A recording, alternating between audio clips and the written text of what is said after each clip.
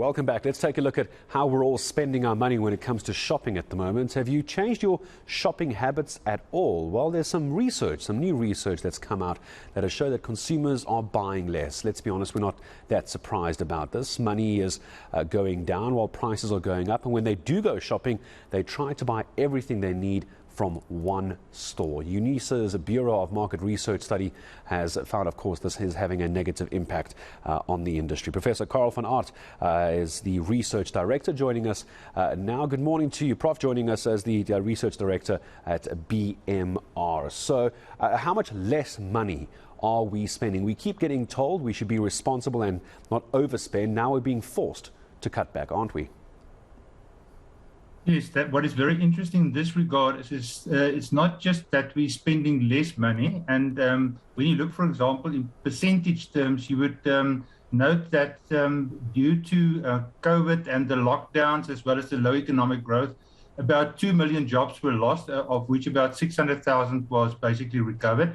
So that means that 1.4 million people less have got incomes that they derive from wages, so they have less to spend.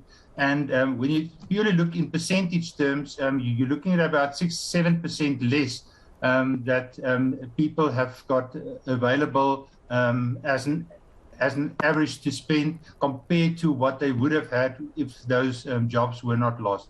The interesting thing is that the way that people are responding is that they're cutting down on luxuries. And they're still buying the necessities, but we're seeing at the moment that even buying the necessities is coming under extreme pressure because of people's incomes simply not keeping up to the expenditures. But I see there is at least one sector, one part of the retail industry that's doing at least better. Prof, help me understand this. Is the general dealers, from what I understand, a general dealer is defined as a one-stop shop, essentially. It's where most customers are going now. They can buy everything under one roof. I'm seeing an increase in their numbers. Why is that? Correct, because what is happening at the moment is that your general dealers are typically your large supermarkets, all the way down to your spaza shops. And these are shops that don't specialize in a specific product, like, for example, just tires or just liquor, etc., but that have got a broad range of products.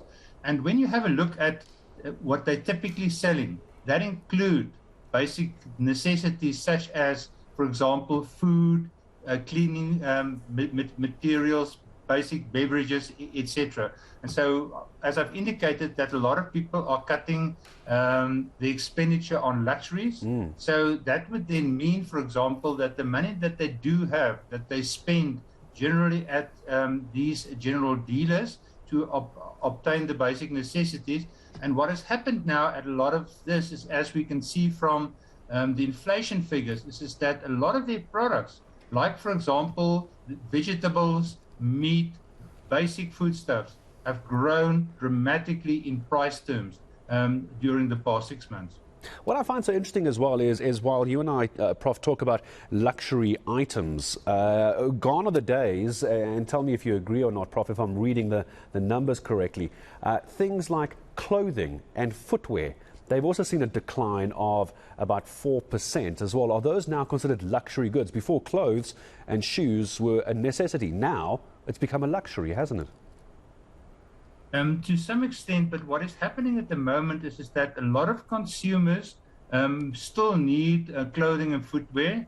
And firstly, as you've indicated, they are buying less of that, but they're buying down, which means that instead of going for the expensive brands, we're picking up at the moment that those clothing and footwear stores that are basically selling in the so-called volume market, meaning, for example, that they've got fairly low prices compared to the high brand stores, that they are doing fairly well. And so people are therefore changing their buying behavior in order still to be affording the things that they require.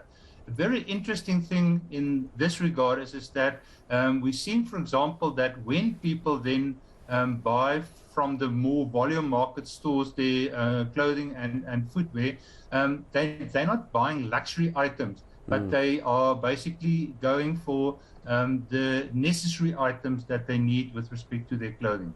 And Prof, just the last question to you before I say goodbye. It's almost a double question, if you could answer for me. One, I imagine then that we are going to see a knock-on effect on the industries. So the retail stores, apart from these general dealers, they're taking a bit of a hit. Are we seeing any indication, Prof, that we're going to see more competitive pricing between stores, trying to get the little bit of money that consumers have away from them? Is it becoming a more competitive market, do you think, before I say goodbye?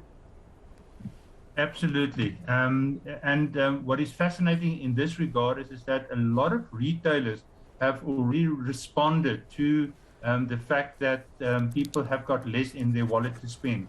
And typically what we're seeing at the moment is that a lot of your larger retailers, especially your general dealers, are offering continuous discounts, continuous special offers. And also another innovation in this regard is that some of them have got a loyalty card from which you can, of course, do part payments from your loyalty points. But more important, that if you use your loyalty card, for example, that you can get then substantial discounts. Just a final one in this regard is that we're also seeing at the moment from the responses that we got, that consumers indicated that they are waiting before they buy more expensive items, and they're basically waiting for special offers. I can't help but wonder if it's actually forcing us to be more responsible spenders as well. Professor Carel van Aardt, I really appreciate your time in speaking to us this morning. He is the Research Director at eNCA's Bureau of Market Research.